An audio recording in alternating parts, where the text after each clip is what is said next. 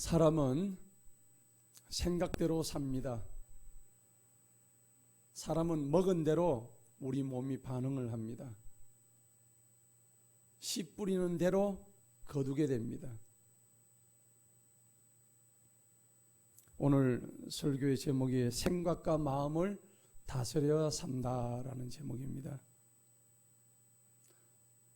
내가 공부를 하고 싶으면 이미 내 몸은 책상에 가 있습니다. 그리고 내가 돈을 벌어야 되겠다 생각하면 내 몸은 이미 일터에 나가 있습니다. 내가 놀아야 되겠다 생각하면 내 몸은 게임방에 가 있습니다. 여러분, 주인과 종의 차이는 뭘까요? 주인은 자기가 스스로 일을 찾아서 하는 사람이 주인이에요. 근데 종은 주인이 시키는 것만 하는 거예요. 생각이 없을 수가 있다는 얘기입니다. 사람은요, 영과 혼과 육으로 구성되어 있죠. 세 가지 영혼육입니다. 육은 어떻게 해서 움직일까요? 혼이 명령을 내려야 육이 움직입니다. 내가 생각과 마음을 가져야 이 육체가 움직인다는 겁니다. 제가 마음으로 이 컵을 들어야 되겠다 생각할 때 제 손이 따라가는 겁니다. 그러면 이 혼을 통제하는 것은 뭐냐면 바로 영입니다. 그래서 영과 혼과 육이 다 잘 되는 것이 우리가 받아야 될 하나님의 복인 줄로 믿습니다. 그래서 사람이 생각이 자기의 명확한 주관이나 뚜렷한 생각이 없으면은 남의 생각 따라서 지배받기 쉽습니다. 근데 문제는 그 생각이 어떤 생각이냐 하는 거죠. 그냥 자기의 옹고집이냐, 쓸데없는 생각이냐, 아니면 그 생각이 아름다운 생각이냐, 합당한 생각이냐 따라가지고 그 생각이 여하가 달라진다는 겁니다. 여러분, 생각과 마음의 차이가 뭘까요? 오늘 생각과 마음을 지키라고 그랬는데, 생각은 뭐냐니까 이 생각을 자꾸 하다 보면 이 마음이 저장이 돼요. 그래서 우리가 어떤 마음을 가지고 있는지에 따라 가지고 생각이 마음에서 나옵니다. 내가 예를 들어서 계속적으로 어떤 것에 골똘하게 마음을 가지고 있으면은 그쪽으로 자꾸 생각을 하게 돼요. 나도 모르게. 그래서 흔히 하는 말로 마음에서 생각이 나온다, 그렇게 얘기하는 거예요. 여러분, 자살하는 사람이 있잖아요. 자살하는 사람의 특징을 보면은 왜 자살하게 됐을까요? 사람은 누구나가 살면서 한 번쯤은 자살을 생각한다 그래요. 한 번쯤이 아니라 여러 번이겠죠. 생활이 어렵고 환경이 힘들고 하다 보면. 그런데요, 자살하는 순간은 극히 짧은 순간이에요. 그 순간에 할까 말까 하는데 하는 쪽으로 결정을 내버린단 말이에요. 그러면 그 순간에 나의 마음을 이미 자살 쪽으로 내어 던져버렸다는 얘기입니다. 그래서 생각이 자기가 육을 통해서 행동하게 만들어버리는 거예요. 에이, 죽어버리죠. 죽으면 만사가 해결되겠지. 죽으면 만사가 해결 전혀 안 됩니다. 예, 죽는다고. 생각의 차이예요. 자살을 거꾸로 하면 뭡니까? 살자입니다. 자살을 말을 거꾸로 돌리면 살자입니다. 마음 하나 먹고 생각 하나 바꿈에 따라 가지고 자살이 살자로 바뀌는 거예요. 여러분, 이것만큼 생각과 마음이 중요한 게 없다는 얘기를 말씀드립니다. 그래서 성경에 보면 잠언 25장 28절에 하나님 말씀이 있습니다. 자기 자신의 영을 다스리지 못하는 자는 무너져버린 성읍에 성벽이 없는 것과 같으니라 그랬습니다. 마음을 잃으면 모든 것을 잃는다는 얘기입니다. 성경에 그렇게 기록이 되어 있습니다. 그래서 여러분들, 다윗을 시기했던 사울 왕이 있었습니다. 이 사울 왕은 늘 분노했습니다. 늘 분노의 영으로 가득 찼죠. 그 다음에 시기와 질투의 영으로 가득 찼습니다. 그리고 거짓의 영으로 가득 차 있었죠. 그런데 나중에 사울 왕은 하나님의 영이 떠나버려서 그 사람은 망하게 됐습니다. 결국 그 사람은 스스로 목숨을 끊는 자살에까지 들어가게 된 거죠. 요즘은 어떨까요? 텔레비를 보게 되면 참 과간입니다. 요즘 TV 드라마를 가급적 보지 마시기 바랍니다. 제가 우연히 운동하면서 한번 봤더니 말도 안 되는 설정을 해놓고 설정 자체가 말이 안 돼요. 예. 있을 수도 없는 얘기를 막 그려놓고 작가가 그걸 쓰고 그걸 연출을 하고 있는 거예요. 제가 보니까요, 그 연기를 하는 드라마 연기인들도 내가 이 연기를 하는 게 맞나 싶을 정도로 표정이 그렇게 역력이 보여요, 제 눈에는. 그러니까 거의 막장 드라마라는 얘기입니다. 있을 수 없는 얘기들을 막 그려놓은 것이 오늘날의 그런 거라는 얘기죠. 그래서 오늘날 TV를 보게 되면 웬만한 자극 가지고는 사람들이 꼼짝을 안 하니까 기왕이면 있을 수 없는 설정을 만들어 가지고 반전에 반전을 거듭해 가지고 그렇게 막 자극적이고 그 다음에 선정적이고 그리고 있을 수 없는 가공의 얘기들을 자꾸 한다는 겁니다. 그런데 여러분들 그런 걸 자꾸 보게 되면 어떨까요? 그게 마치 우리 현실에 있는 이야기처럼 여기시는 거예요. 그래서 우리 뇌가 반응을 하는 거예요. 세뇌를 당한다는 얘기입니다. 세뇌를 한 번 당하고 두 번 당하고 이게 효과가 무슨 효과일까요?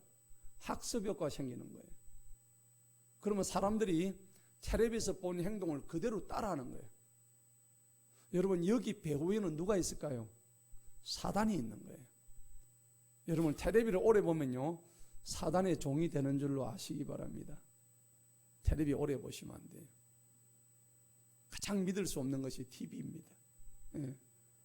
무심코 밥 먹다가 텔레비 보고 해 벌리고 보는데 결코 아닙니다. 이 모든 것의 배후에는 사악하고 강교한 사단의 영이 자리 잡고 있기 때문에 여러분들 속지 마시기 바랍니다.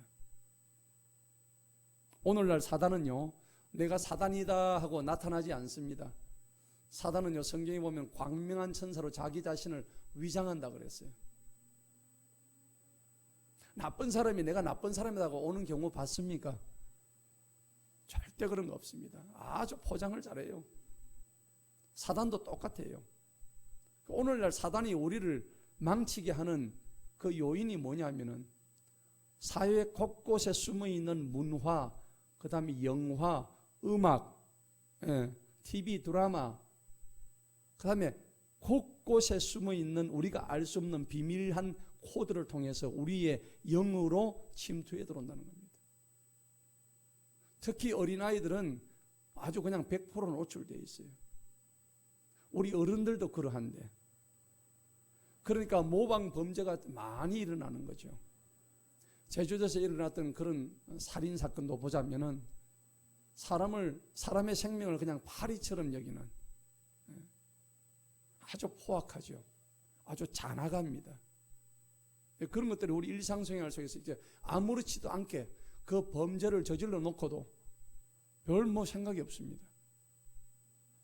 그러니까 어른들이 하시는 말씀이 뭐라 그러냐면 아이고 세상이 말세다 말세. 진짜 갈수록 말세입니다. 근데 왜 말세냐? 성경이 그렇게 적어 놓았더라고요. 성경에는 분명히 이 세상이 갈수록 마지막을 향해서 달리고 있고 마치 이 마지막을 저기 저 조금만 더 가면 앞에 뭐가 있냐니까 천길 낭떠러지가 있어요.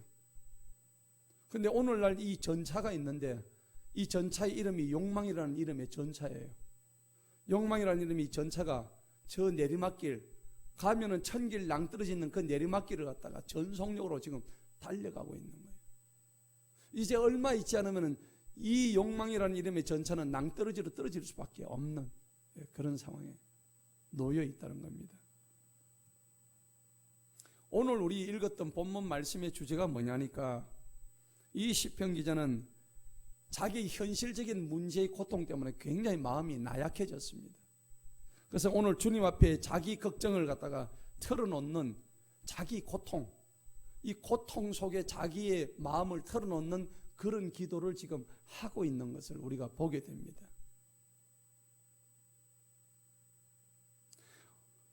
우리가 오늘 1절에 보게 되면 주님 내 기도를 들으시면 나의 부르짖음이 주님께 이르게 하옵소서 그랬죠.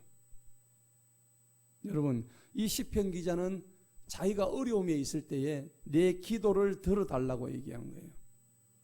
나의 부르짖음이 주님에게 이르게 하여 주옵소서. 오늘 1절에 그렇게 했죠.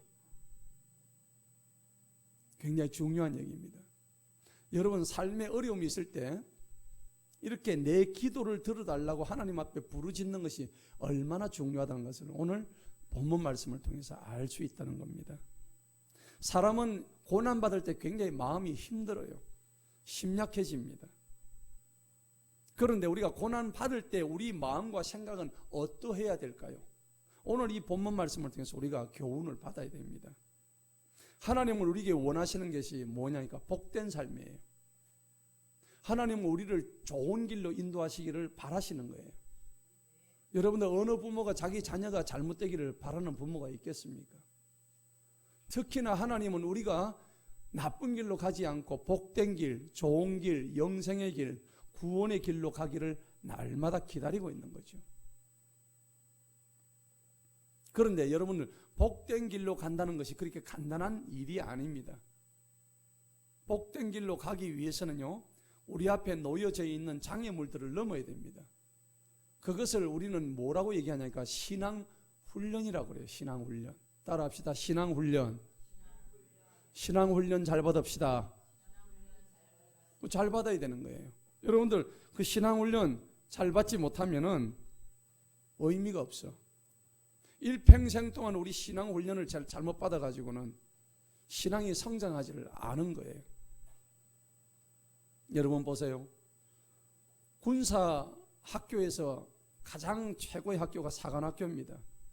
한 사람의 장교를 갖다가 배출하는 곳인데 사관학교는 4년 동안을 그곳에서 군사훈련을 시키는데 가면 뭐 밥도 직각으로 먹고요. 그 다음에 엄청난 규율 때문에 그 안에서는 조그만 그 흐트러짐의 자세를 보이면 안 돼요. 그리고 군사훈련도 아주 고되게 받습니다. 그러면 4년 딱 졸업할 때쯤 되면은 그 젊은이들은 완전히 각이 잡힌 최고의 대한민국 육군, 해군, 공군 장교로 양성이 되는 거예요. 여러분 보세요. 이런 훈련 과정이 만약에 없다 그러면은 한 사람의 훌륭한 장교가 탄생이 되지 않는 거예요. 우리 신앙도 마찬가지예요. 훌륭한 신앙인으로 성장하기 위해서는 이런 훈련 과정이 반드시 있어야 된다는 겁니다. 이게 우리 인생이에요. 독수리도 자기 이 하늘에서 최고의 왕이 독수리지 않습니까? 어떻게 해서 독수리가 될까요? 독수리는 조금 지 새끼가 자라면요, 절벽에서 지 새끼를 발로 차버려요. 그러면 독수리가 어떻게 해요? 떨어지면서 날개를 푸덕거리면서 야성을 가지는 거예요. 가만히 안 놔둬요. 그래서 떨어져서 죽는 애는 죽는 거고 사는 애는 사는 거고 그렇게 되는 거죠. 나무도요, 처음에 심어 놓으면은 온갖 사계절 풍상을 다 겪습니다. 한여름에 태풍도 견디고 한겨울에 그 어마어마한 추위도 견뎌냅니다. 그러다가 한 해가 지나면 나이테가 쌓이고 그 다음에 그 아름드리 튼튼한 나무가 점점 되는 거예요. 그래서 그 나무들이 우리에게 아름다운 제목으로 쓰임받게 하는 거예요. 이게 우리 인생인데 이러한 목적을 가지는 게 뭘까요? 바로 우리 인생 훈련, 신앙 훈련의 과정인 것이 바로 이 목적입니다. 하나님은 우리를 고된 신앙 훈련을 시킬 때가 있다는 걸 알아야 돼요. 이유가 뭘까요? 하나님의 사람으로 성장시키기 위해서 우리에게 신앙의 고된 훈련을 주신다는 것을 깨달아야 됩니다. 그럼 여러분은 지금 어떤 상태에 있나요? 오늘 우리가 읽었던 시편 102편의 이 시편 기자의 자기 자신의 얘기예요. 얼마나 힘든 것인가 우리가 봐야 되는 거예요. 특별히 우리가 인생에 있어서 이 시편 기자처럼 문제가 생겼을 때에 우리는 생각을 어떻게 바꾸어야 하는가. 지금 내가 가지고 있는 이 생각 가지고 인생의 고난을 헤쳐나갈 수 있을까? 안 돼. 그러면 어떻게 해야 돼요? 나의 이 생각과 내 마음을 바꾸어야 됩니다. 지금 가지고 있는 생각과 마음 가지고는 대처가 안 돼요. 이 고난을 이길 수가 없어. 그런데 오늘 시편 기자는 이 마음을 누구한테 돌리라고 얘기합니까? 주님한테 분명히 너의 생각을 돌릴 때에 이런 인생의 어려운 문제를 극복할 수 있다고 지금 얘기하고 있는 장면이죠. 성도 여러분, 문제가 내가 발생을 합니다. 여러분 인생에 문제 발생하지 않는 사람이 있습니까? 다 문제가 발생해요. 크든 작든 다 누구든지 다 문제가 있어요. 문제가 없으려면 딱 한 군데 가면 돼요. 공동묘지 가면 됩니다. 거기는 문제가 전혀 없습니다. 우리가 살아있는 한, 숨쉬고 있는 한 계속 문제가 발생하는 거예요. 그런데 문제가 발생할 때 중요한 게 뭐냐면까 나의 생각입니다. 이 생각. 그리고 나의 마음이에요. 생각과 마음을 어떻게 변화시켜야 될 것인가. 그게 가장 중요하다는 거예요. 그래서 인생사 뭐 먹기에 달렸다고요? 마음 먹기에 달렸다. 그 얘기예요. 성경도 바로 그 말씀이란 말이에요. 어떤 문제가 생겼을 때 내가 지금 무엇을 하고 있는지를 자기 자신이 스스로 자기를 봐야 돼요. 여러분은 어떠세요? 내한테 지금 문제가 닥쳤어요. 여러분 문제투성이죠? 그러면 내가 내 자신을 볼 수 있어야 돼요. 나는 지금 어떤 상태에 있는지를 자기 스스로가 쳐다봐야 돼요. 올바로 쳐다봐야 된다는 얘기예요. 근데 문제는 뭐냐면 잘 되는 사람과 못 되는 사람의 차이가 뭐냐면은 잘 되는 사람은 내가 현재 문제가 있을 때 이 문제가 뭐란 걸 정확히 아는 사람이에요. 그런데 안 되는 사람은 뭐냐? 나에게 주어진 이 문제가 뭔지를 정확히 모르는 거예요. 여러분 어디 속하십니까? 이걸 잘 아셔야 돼요. 그리고 지금 이 문제가 있었을 때 똑바로 보는 눈도 중요해야 되지만은 내가 무엇을 하고 있는지를 지금 내가 알아야 돼요. 내가 문제가 왔는데 내가 지금 뭐 하고 있지? 내가 지금 몸에 병이 들었어요. 그럼 병 들면 어디로 가야 돼요? 병원 가야 돼요. 그런데 병원 안 가고 지금 내가 허튼 짓 하고 있는 거예요. 내 육체가 병이 들어서 빨리 가서 진단을 받아가지고 병을 고쳐야 되고 내 정신이 병에 들었으면은 이 정신을 치료할 어떤 뭔가 치유가 있어야 되는 거예요. 그런데 사람들이 내가 문제가 생겼을 때 뭘 해야 될지를 정확하게 모르고 있다는 겁니다. 우리의 비극은 여기서 출발된다는 거예요. 그래서 우리가 인생 훈련을 할 때 가장 중요한 것은 뭐냐니까 내가 지금 생각을 하고 있는 그 생각을 바로잡는 훈련하는 것이 굉장히 중요하다는 것을 아셔야 됩니다. 그래야만이 하나님의 사람답게 제대로 성장할 수가 있는 거예요. 시편 92편 14절입니다. 한번 읽어보겠습니다. 그들은 늙었어도 여전히 열매를 낼 것이요 그들이 기름지고 번성하리니. 아멘. 자, 사람이 늙었어도 진액을 내고 여전히 열매를 풍성하게 맺을 수 있다면 얼마나 좋을까요? 근데 대개 사람이 늙으면은 힘이 빠지고 몸에서 수분이 자꾸 빠져나가요. 그 늙는다는 것은 몸에서 물기가 자꾸 빠져나가기 때문에 자꾸 주름살도 생기는 거죠. 그런데 오늘 이 시편 92편 14절에 보니까 그들은 늙었어도 여전히 열매를 맺는데 이런 자 되시기를 축원합니다. 그들이 기름지고 번성하대요.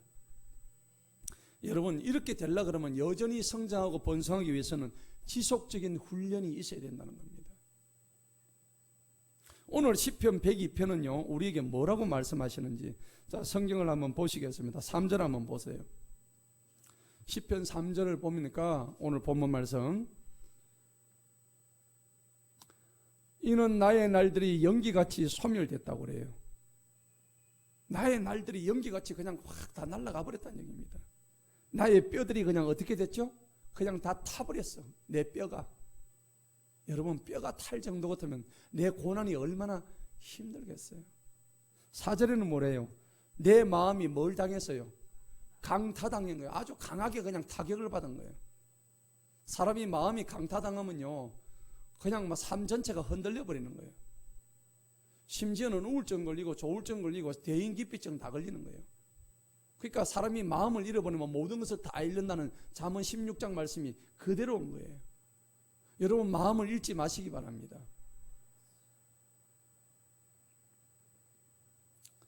그리고 4절에 보니까 풀과 같이 말랐다. 그 다음에 내가 밥 먹는 것조차도 잊어버렸다고요. 예. 식음을 전폐하는 거예요. 예. 여러분, 이래 되면 어떻게 돼요? 그냥 죽는 거예요. 그러니까 마음 하나 잃어가지고 내가 온몸이 육신이 그렇게 병들은다는 얘기입니다. 5절 보세요. 내 신음 소리로 인해서 내 뼈들이 살에 붙었습니다. 빼짝 말랐다는 얘기입니다. 여러분, 아프면 몸에서 그냥 나도 모르게 신음 소리가 나요. 아야야야야야. 내 육신이 아야아야 하는 거예요. 그런데 내 영이 신음을 하고 있어요. 눈에 보이지 않는 영이 지금 눌려가지고 막 신음하는 거예요. 6절 보십시다. 나는 광야의 펠리컨과 같고 사막의 한 올빼미와 같다. 얼마나 고독한 존재입니까? 아무도 내 주위에 아무도 없어. 예. 나하고 얘기할 사람도 없는 거예요. 누군가 상의할 사람조차도 없어요.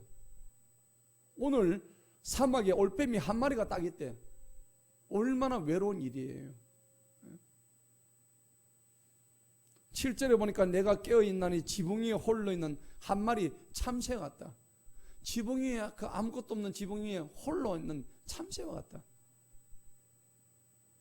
심지어 8절에 보니까 내 원수들은 온종일 나를 어떻게 해요? 비방까지 하는 거야. 내 원수들, 저 원수들 저거. 나를 미친 듯이 대적하는 자들이 나를 대적하기로 맹세까지 하는 거야. 이거는 아무리 주 사방팔방을 돌아봐도 나를 도와줄 사람이 아무도 없어. 앞으로 가지도 못하고 뒤로 가지도 못하고 좌로도 못 가고 우로도 못 가는 거예요. 이럴 때는 어디로 가야 돼요? 하늘을 쳐다봐야 돼요. 전후 좌우가 다 막힐 때는 어디로 보냐면 저 위를 쳐다보면 돼요. 그런 여러분 되시기를 축원합니다. 그리고 보니까는 9절에 보세요. 내가 쟤들을 빵같이 먹었다. 나의 마실 것에도 눈물이 섞였다. 그냥 내가 먹는 밥에 눈물이 똑똑 떨어져. 이게 내 삶이 됐다는 얘기입니다. 얼마나 이 오늘 시편 기자는 자기 자신의 삶이 얼마나 힘이 들었으면 이렇게까지 표현을 했을까요? 여러분들 힘들다 하는데 이런 거를 일기장에 한번 써보신 분 계십니까?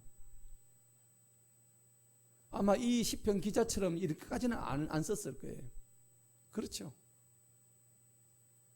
10절에 보십시다. 이는 주님의 분개하심과 주님의 진노하심 됩니다. 이게 왜 그러냐면 주님이 분개하셨다. 주님이 진노하심 때문에 그렇다. 이는 주님께서 나를 들어 올려 던지셨기 때문에, 나를 들어가지고 저 그냥 떼기장을 쳤다는 얘기입니다. 예, 주님이 얼마나 주님이 나를 이렇게 모진 고통 속에, 모진 고난 속에 내버려 두셨냐는 것을 알 수가 있죠.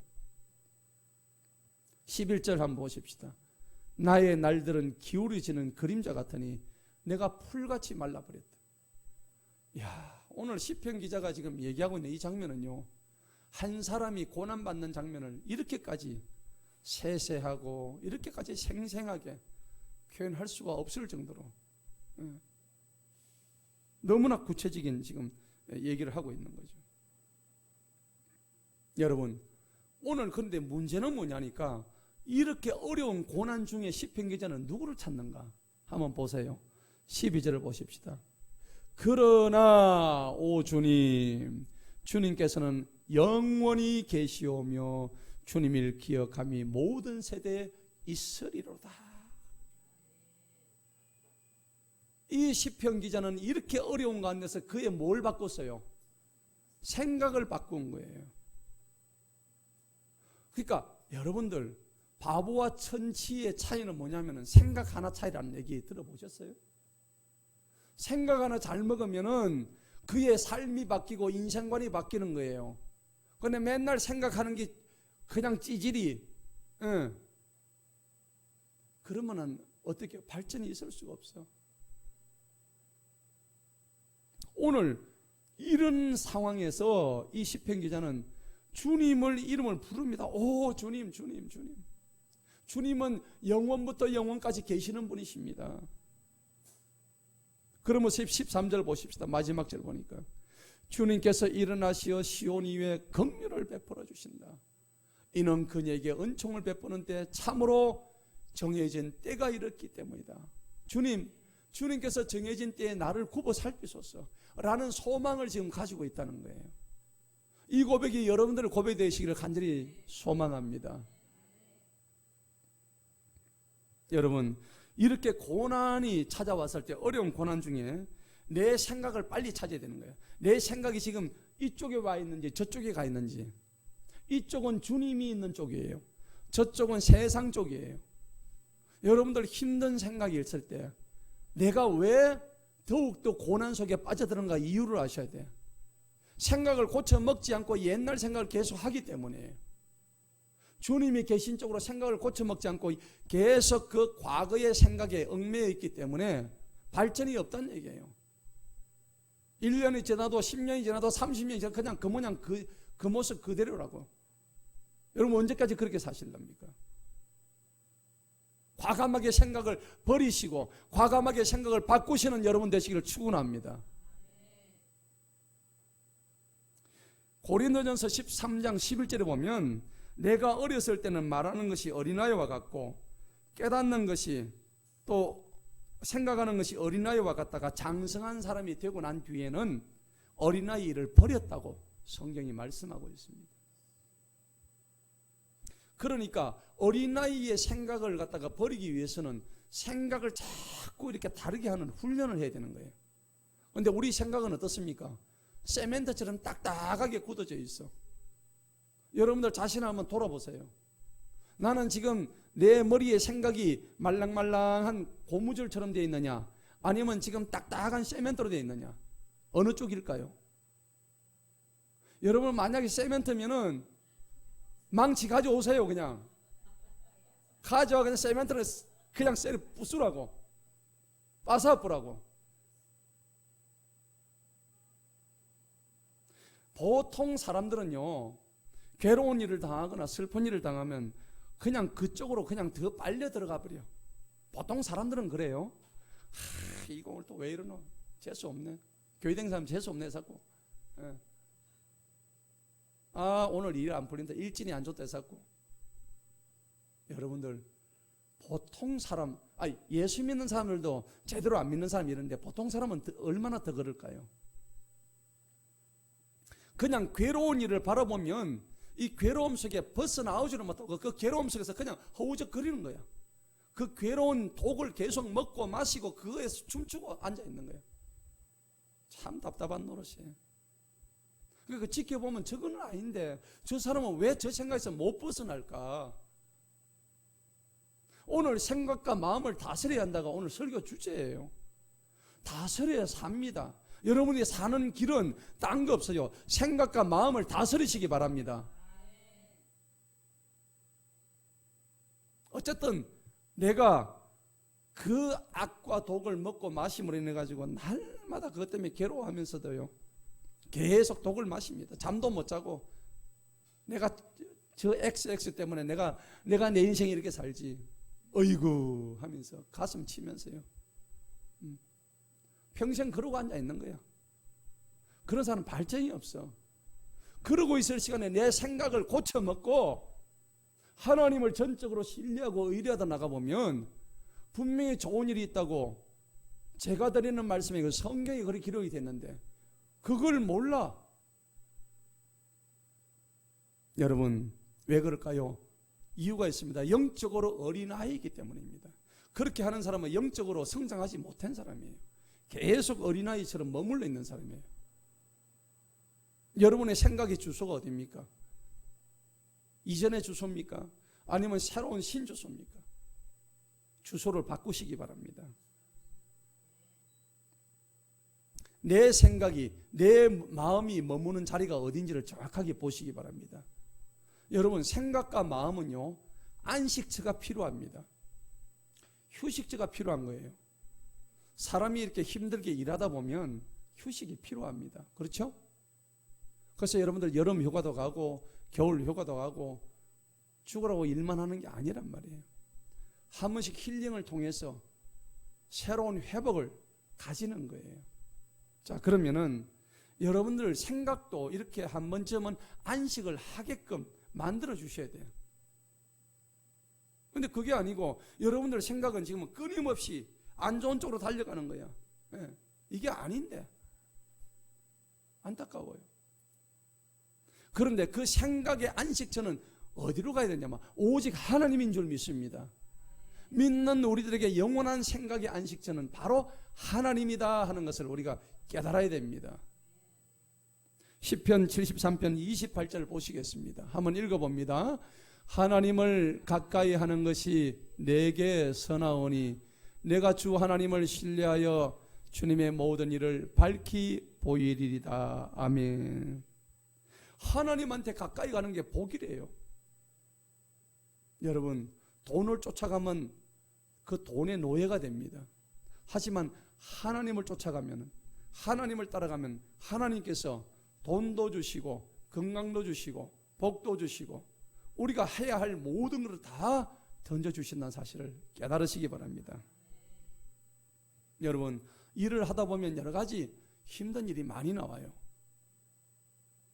그런데 문제가 생겼을 때 제가 이 예를 많이 드는데 지난번 들었지만은 그 김선도, 김홍도 목사님 유명하시잖아요. 감리교회의 세계적인 가장 큰 교회. 그래서 우리나라의 제일 큰 감리교회 1번이 그 광림교회죠.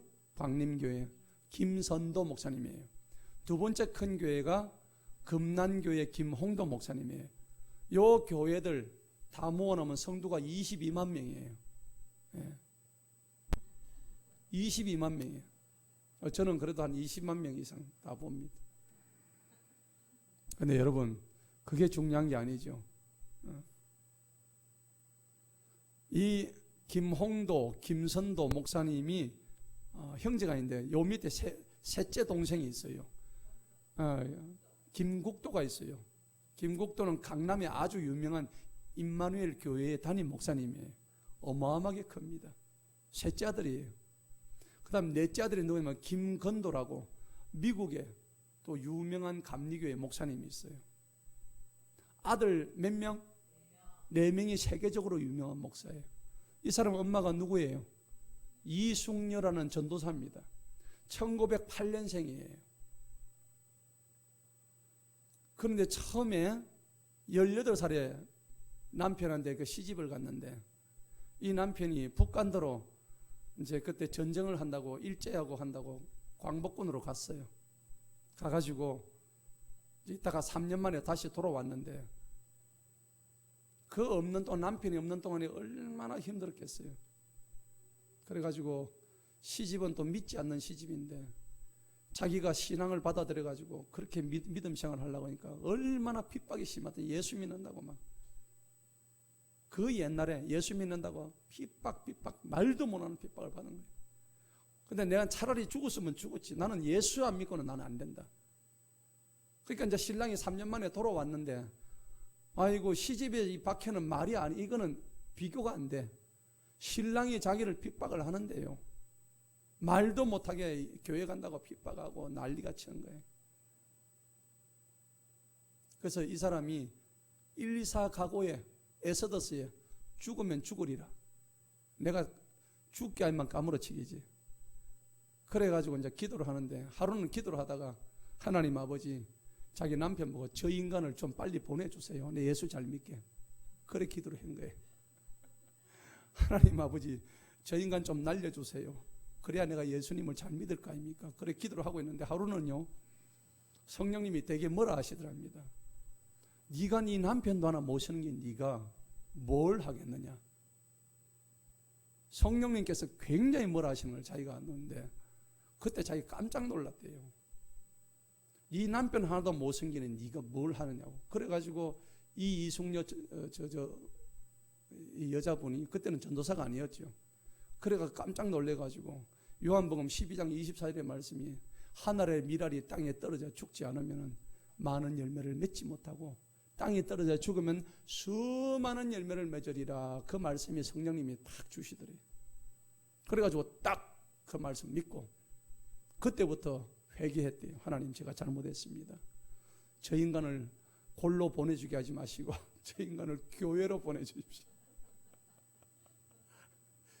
그렇게 죽으라고 기도했대요. 무려 10수년간을 기도했대요. 그동안에 박해는 말도 못하는 거예요. 맨날 이거 먹고 와가지고 집어 던지고요, 두드려 패고 눈물로 살았대요. 그러던 어느 날 이 아내의 정말 간절한 이 모양을 보고 자기 남편 이름이 누구냐니까 보니 김상현이네. 김상현. 이 김상현이라는 남편이 너무나 자기가 회개를 했죠. 어느 날 그래가지고 교회를 갔답니다. 할렐루야. 교회를 가가지고 이 사람이 완전히 변화가 됐대요. 그러니까 나이가 50이 돼가지고 목사를 한 거예요. 할렐루야. 이 인간 같지 않은 이 인간이 이숙녀 씨의 그 간절한 기도 때문에 홀로 보내려고 했던 그 사람이 이렇게 예수 믿고 목사까지 된 거예요. 그런데 이 김상현 목사가 나중에 50살에 위암으로 소천을 하게 됩니다. 아니, 남편이 죽으니까 이 여자가 또 얼마나 고난이 또 심합니까? 그러면서 자기 큰아들 김선도만 내가 주의 종으로 바칠 테니까 하나님 어쨌든 먹여 살려주세요. 그렇게 기도를 했대요. 그런데 하나님의 은혜로 김선도만 주의 종이 된 게 아니라 홍도, 국도, 근도, 그 다음에 자기 사위까지 다 목사가 됐고 그 밑에 줄줄이 자손들까지가 자기 그 집안에 목사가 17명이 지금 대한민국의 감리교회에서 가장 큰 교회 목사님이 됐다는 거예요. 여러분, 제가 오늘 이 말씀을 왜 드릴까요? 그래서 그분이 이숙녀 전도사님이 자기가 교회를 개척을 했어요. 어디로 갔냐면 저기 철원에 갔어요. 철원, 강원도 철원에. 철원에 가면 군탄이라는 데가 있어. 그 군탄 교회에서 자기가 목회를 시작하게 한 거예요. 나이 60에. 그러면서 그 자녀들을 전부 다 훌륭한 주의 종으로 다 길러낸 거예요. 여러분, 오늘 제가 드리는 이 말씀 예화에서 여러분들 아셔야 돼요. 왜 하나님은 그 이숙녀 전도사에게 그런 고난을 주셨습니까? 여러분들한테 만약 그런 고난을 여러분들이 받았다면 어떻게 했을까요? 때려치아부라. 하나님이고 뭐가 어디 있노? 나는 내 길 간다. 그랬지만 이숙녀 전도사님은 끝까지 하나님을 신뢰하고 문제가 왔을 때 생각을 누구한테 돌렸죠? 하나님한테 돌린 거예요. 그랬더니 그 가문 전체가 전 세계적으로 유명한 하나님의 귀한 패밀리가 됐다는 것을 우리가 알 수가 있습니다. 자신의 힘으로 해결하려고 하지 않았단 말입니다. 성도 여러분, 이와 같이 이숙녀 전도사는 자신의 생각을 옮기는 훈련을 갖다가 마다하지 않았어요. 여러분, 오늘 어떻게 생각을 여러분들도 옮겨야 될까요?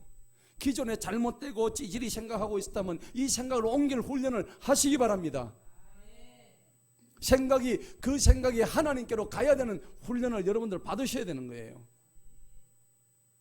조금 하다가 안 되니까 때리쳐 버려야지. 신앙생활을 그렇게 하면요, 안 하는 것보다 더 못해요. 내가 기왕에 와가지고 설교 듣고 하나님 말씀을 배우고 하면은 죽이 되든 박이 되든 내가 이거 하면 내가 하나님 마음 찾아봐야 되겠다. 이런 강단이 있어야 돼요. 그래야 우리 신앙생활이 성장하는 거예요. 그렇지 않으면 30년이 가든 50년이 가든 그냥 제자리에 불과한 거예요. 성경에는요, 생각을 잘못해가지고 망한 경우가 너무너무 많이 예시가 되어 있습니다. 대표적인 인물이 사울입니다. 사울은 너무나 용모가 준수한 사람이었죠. 키도 굉장히 컸습니다. 배운 것도 많이 배웠습니다. 그럼에도 불구하고 생각하면 잘 먹는 바람에 다윗을 죽이려고 했고 자기 사위를 죽이려 했던 그 사울이 나중에는 비참하게 스스로 자살하고 말아버립니다. 하나님의 영이 떠나버렸습니다. 하지만은 생각을 하나님께로 돌렸던 수많은 선지자들은 엄청 잘 된 거예요. 아주 흥했다는 얘기입니다. 여러분, 역사상에 하나님을 믿었던 민족이 망한 거 보셨습니까? 하나님을 믿지 않는 공산주의라든지 하나님을 믿지 않는 나라들은 전부 다 하나같이 가난하게 살고 있습니다. 미국이란 나라는 청교도 혁명이 일어나가지고 수많은 그리스도인들이 영국에서 넘어옴으로 인해가지고 그 나라가 전 세계에서 복음을 가장 잘 받아들인 나라가 된 거죠. 우리나라도 보십시오. 정말 콩만한 이 나라가 세계 4강 10강 가운데 딱 끼어가지고 아무것도 할 수 없는 이 나라가 하나님의 복음을 평양 대부흥 때 그렇게 대동강을 통해서 이 복음을 받아들였기 때문에 오늘날 전 세계 10위 안에 드는 나라가 부국이 되었어요. 하나님 믿어가지고 망한 나라 없습니다. 사도행전 16장에 보면요, 구체적인 예가 나옵니다. 바울과 실라가 빌립보에서 선교 전도를 하다가 감옥에 갇히게 됩니다. 감옥에 갇히는데 그냥 갇힙니까? 심한 매를 맞습니다. 그래가지고 지하 감옥에 깊숙한 데 갇히는데 이때 여러분들, 그때 발에는 아주 쇠사슬 착고를 딱 차이게 됩니다.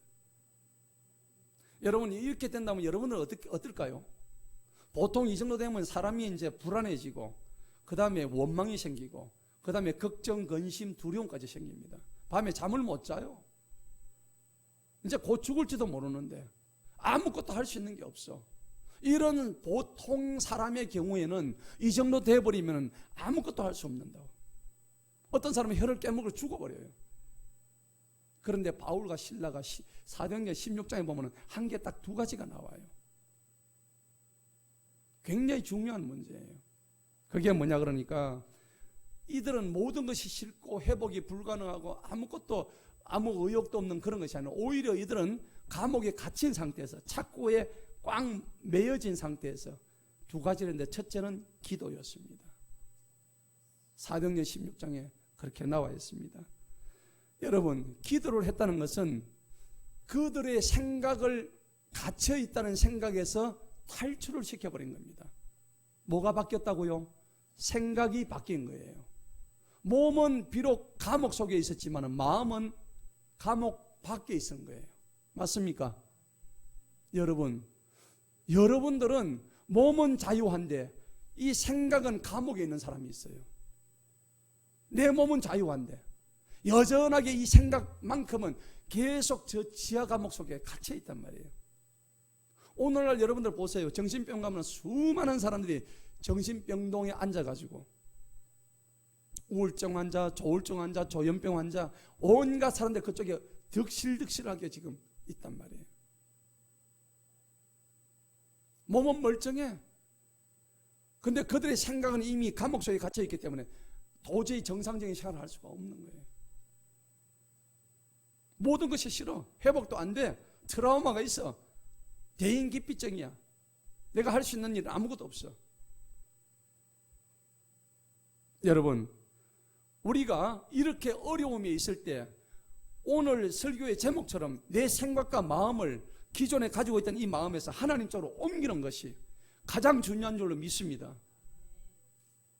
그래서 이게 할 수 있는 방법이 첫째 뭐냐? 바로 기도입니다. 기도는 우리의 생각을 탈출시키는 것입니다.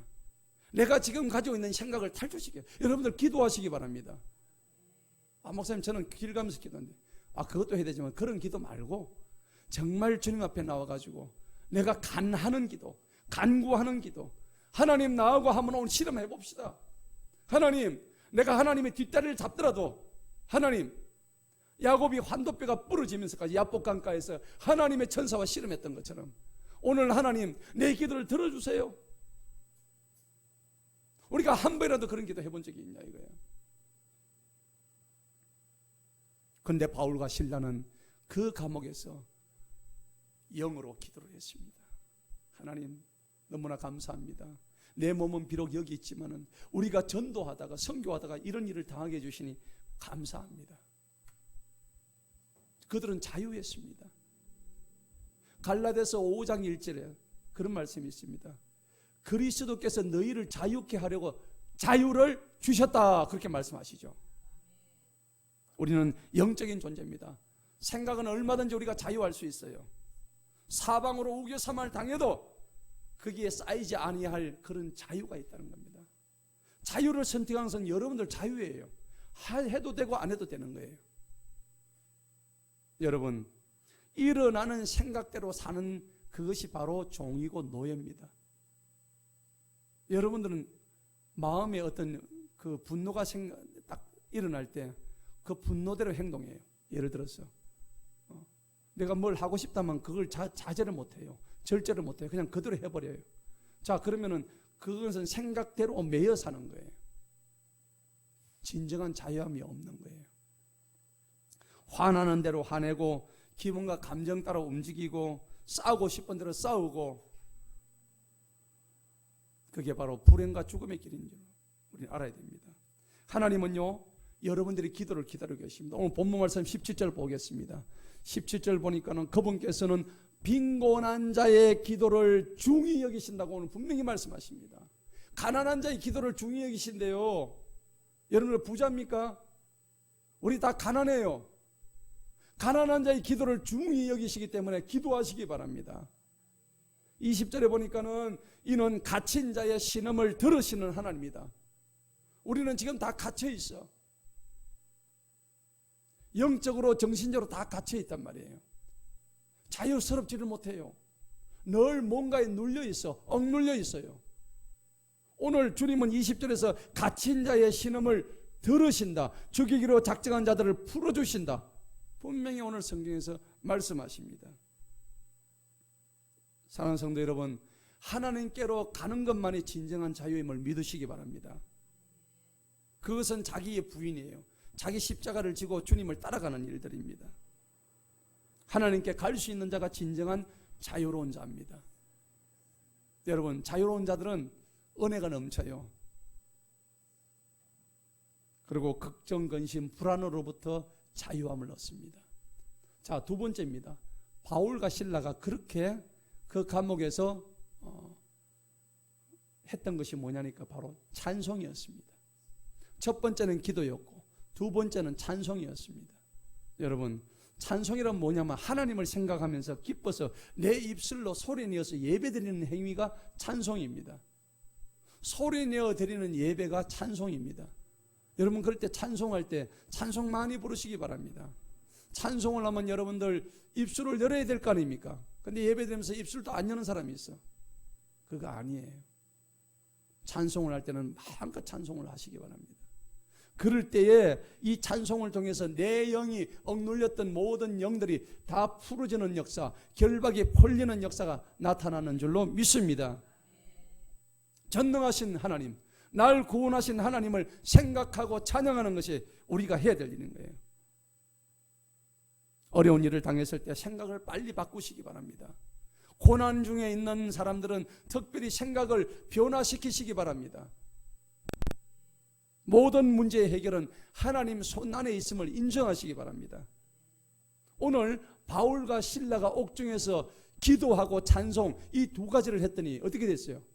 지진이 난 거예요. 지진이 나고 옥문이 활짝 열려버렸어요. 그리고 발목에 묶여있던 착고가 완전히 열려버렸어요. 이게 누구 얘기입니까? 우리들 얘기가 돼야 된다고요. 이게 나의 얘기가 돼야 된다고요. 내 삶 속에서 내가 증인의 삶을 살아야 될 나의 얘기가 돼야 된다는 것을 기억하시기 바랍니다. 이게 바로 영적인 원리입니다. 놀라운 내가 자유할 수 있는 원리라는 겁니다. 이걸 아셔야 돼요. 여러분들이 기도하고 찬송하면 하나님께 달려가는 줄로 믿습니다. 그리고 여러분들이 얻을 자유가 있다는 것을 기억하시기 바랍니다. 오늘 말씀의 결론입니다. 하나님은 영원토록 우리를 구원하셨습니다. 그리고 일상의 삶의 문제 그리고 고통의 문제도 해결하셨어요. 자녀와 생업, 관계의 문제를 하나님께 맡기시기 바랍니다. 혼자서 끙끙대지 마시기 바랍니다. 시편 37편 5절에 너의 짐을 여호와께 맡기라 그랬습니다. 왜 짐을 네가 들고 있느냐? 하나님한테 한번 맡겨봐라. 내가 다 해결해 주겠다. 믿져도 본전이니까 한번 진짜로 하나님만 믿어보시기 바랍니다. 그리고 아모스 5장 4절에 너는 나를 찾아라. 그리하면 네가 살리라. 나를 찾으면 네가 산다고 성경을 말씀하시는 거예요. 그런데도 안 찾습니다. 여러분 사는 길은 주님을 찾는 길밖에 없다는 것을 기억하시기 바랍니다. 하나님을 찾아야 내 생각이 바뀝니다. 내 생각이 바뀌어야 하나님을 또 찾을 수가 있습니다. 우리의 생각의 변화가 생명을 누리고 자유를 찾게 하는 겁니다. 그래서 여러분들 하나님을 더욱더 가까이 하고 여러분 자유를 찾아서 그래서 그 하나님을 기쁘시게 하는 그래서 생각의 마음의 변화를 받아서 영원토록 생명을 누리는 저와 여러분 되시기를 주님의 이름으로 축원합니다. 기도하겠습니다. 하나님 아버지 감사합니다. 오늘 우리의 생각을 통해서 하나님 우리의 마음을 잘 다스려야